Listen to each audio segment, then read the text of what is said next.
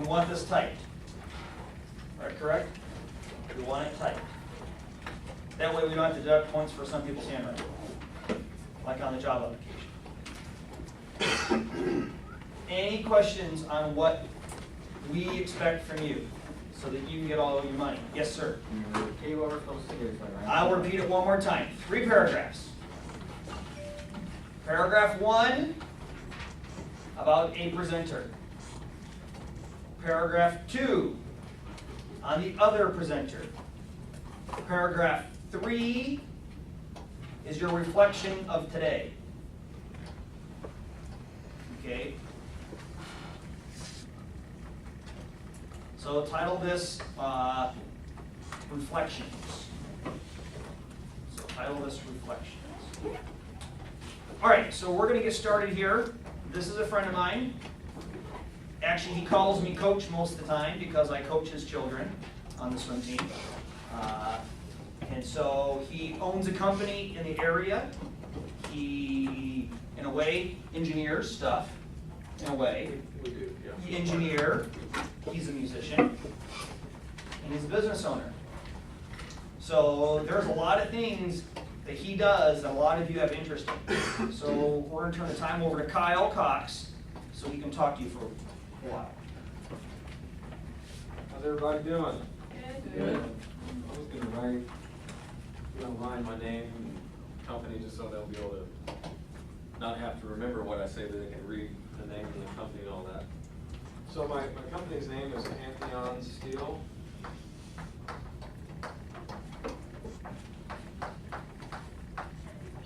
LLC. My name is Kyle Cox. And if you wanted to do some research on our business and our website, just to get a little more knowledge about what we do, you can go to our website.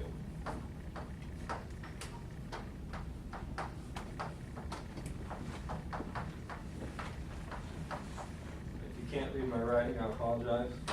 Pantheon Steel LLC, Kyle Cox, PantheonSteel.com. Okay? So we make musical instruments. What I used to do is make the Trinidadian steel bands. And here at the college, there's a steel band, which I was the original teacher of and built the instruments for the band. And since then, I moved on to making a different musical instrument that you play with your hands. It's called a hand pan, or the name of our instrument is the halo. The general term for these instruments is hand pan, and our instrument name is the halo. So I'm in a business of art and technology. I'm more so on the artistic side, on the tuner of the instruments. I'm the one that gives them the sound they have. And I more or less make a lot of decisions for the business, kind of the direction of where we're going, reflect on where we've been. And I have a business partner. His name is Jim Doocy.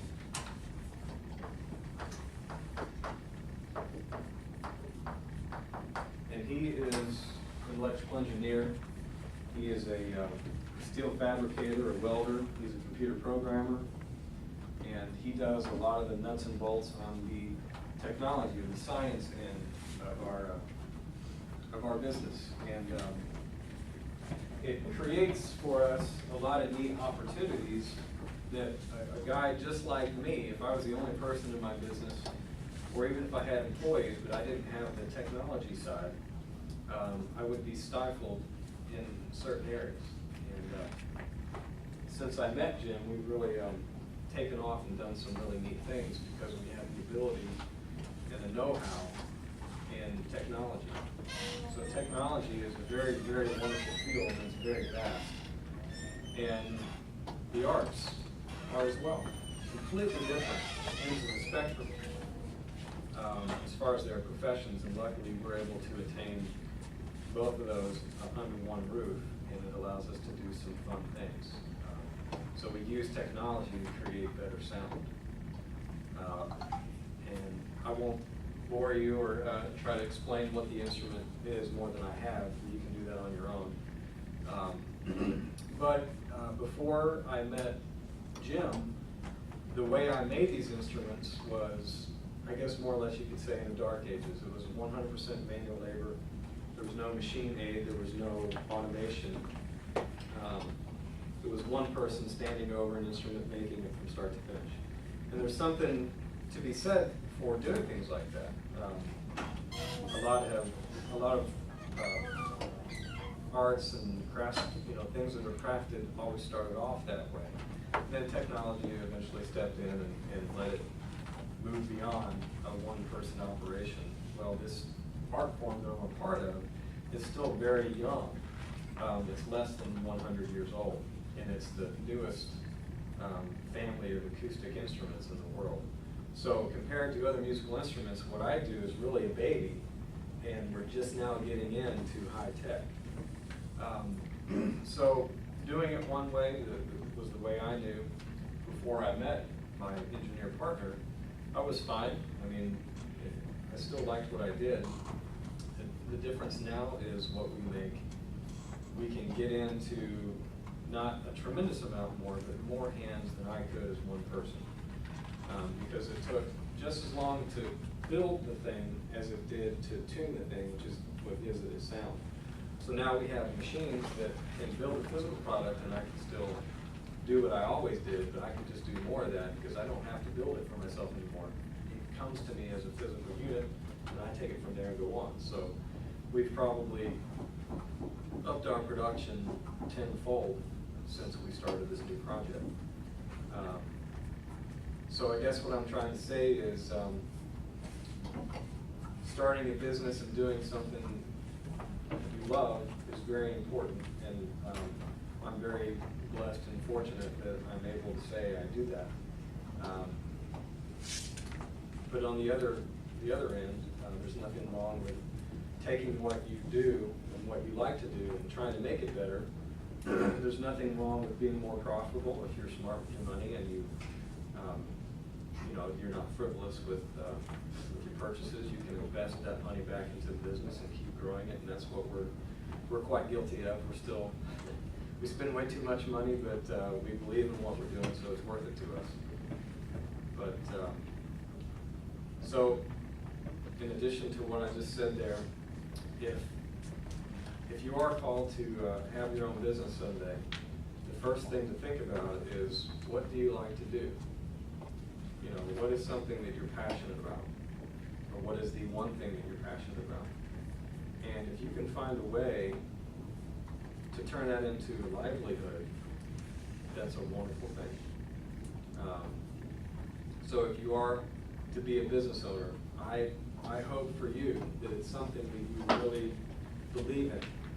That it's not just a way to make a living, it's not just a way to make money, but it's something that you feel deep down in here that it's worthwhile to do. And then if you do go on to create a business, having that first love of what it is you're doing will help you overcome a lot of trials and tribulations that will inevitably come from owning a business, because it's certainly not a walk in the park by any means. Probably the only neat thing, well, one of the neat things I can say is I go to work wearing flip-flops and shorts in the summer, and I don't have anybody tell me I can't. So that's one small freedom that you might not have as an employee, depending on the job you have. But other than that, what it looks like on the exterior, having a business is a very serious business, and it's all on you. And especially in the beginning, when you're starting out, you're making all these decisions, and you're wearing many hats. You've got the entrepreneurial side of what you're doing, the person in you that's looking out in the future for ideas and where you can take things and what's possible, the what ifs. Then you also have, you have to wear the hat of the manager, the one who's responsible, who's organized, that can create a to-do list, that can keep yourself, like I'm just talking about one person right now, and the things that you have to do as one person. You have to be able to have ideas and think of where you can go, but you also have to be able to ground yourself and be able to manage yourself and stay organized. And then there's the other thing, there's the actual work, there's the actual thing that makes you money. That's more on the technician end, is what I'm reading a book right now called The E-Myth Revisited. It's a great book. But it talks about these three people that's within one person. And that last one I said, the technician, that's the one that actually does the nuts and bolts work. Whatever it is that makes the money. So they're all very important functions, but when you're starting off as a business owner, you are that one person. So where I am in my company now, I'm able to start bringing in people that can fulfill some of these other jobs. It's not all on me. And that's a very liberating point you can get to as a business owner, is where you find good people and you trust them, and they gain your trust, and you give them trust to be able to take off one of these hats that you've been wearing for years, because it's very helpful. It allows you to do maybe the one of those three hats that you really enjoy doing. Some people only want to be thinking about ideas. What can I do? What this is out there. I'm going to go for that. I'm going to go for that. Some people only like to manage. They like to be by the book and figure out everybody's schedule. You know, this is how you do it, and it has to dictate every minute of the day. And then some people only want to do the work. They only want to do that one thing in the present moment that they know is being productive and making the money. So whenever you get to that point, if you are a business owner, you'll have the one reason you wanted to do the business. But if you only stick to that one reason, you're going to set yourself up for a possible failure, because you're failing to see the other functions of a business that are very necessary. Okay, and yeah. How has your education, tell us some of your educational Okay. background that led you to this? Well, I studied music in college. That was my passion, was music, since I was a little kid. So luckily, I figured out early on, when I was in high school and thinking about going to college, I decided that music was going to be my thing. I didn't know what was going to become of it, but I just knew that was what I loved. That's what I lived and breathed most of the day, other than when I was swimming. Those were my two main things. So I picked something that I loved, and I really paid no attention to supporting myself later. The music industry is a rough industry to get into. So my background is in music, and then while I was in college, that's when I discovered the drums that I make, the steel drums. And just through experiences that were created before me, is one thing led to another, a bunch of stepping stones to get me to where I am today. Yeah. Do you have any health benefits by doing your job?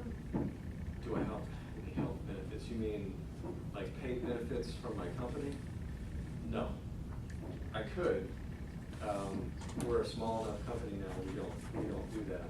But that is something that a business should think about doing if you have enough people that work for you, is to help your employees out and at least do some legwork in finding benefits. But no, we're not there. We have workers' compensation. That's the one thing we definitely we're not legally bound to have, but it's a very responsible thing to have. If you're a small enough company, you don't have to, but you definitely should. Any other questions? Yeah. How many instruments do you play? How many do I play? Well, I'm a percussionist. And within the percussion world, there's hundreds of instruments that you have, in your midst to learn how to play or to try to master. But to give you a number of percussion instruments I play, maybe 100. I really don't know. I've never counted. Yeah.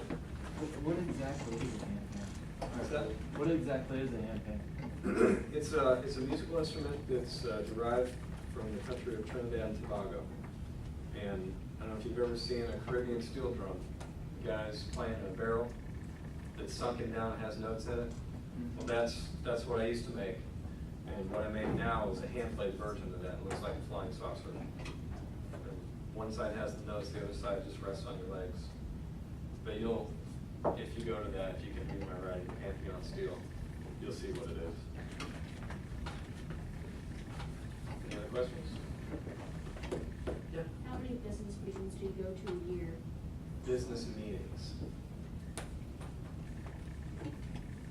other than our own, like internal meetings.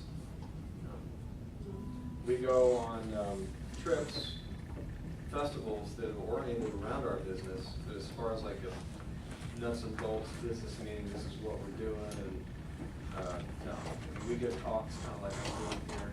It's not on business, it's on the instrument we make, but sit down business meeting other than our own. Yeah. What was your approach to get your business out there, to get people to like see what your business and see what you do? Well, luckily,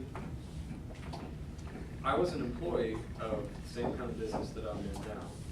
And people in the art form that I'm a part of began to know, become familiar with me for the work I did for this other company. So when I started my own business, really through the use of an internet forum is the way I did, if I would call it marketing, just talking publicly about what I was doing in my own business. It was a blog. And that's a very, if you get into blogging, you have a lot of power in your midst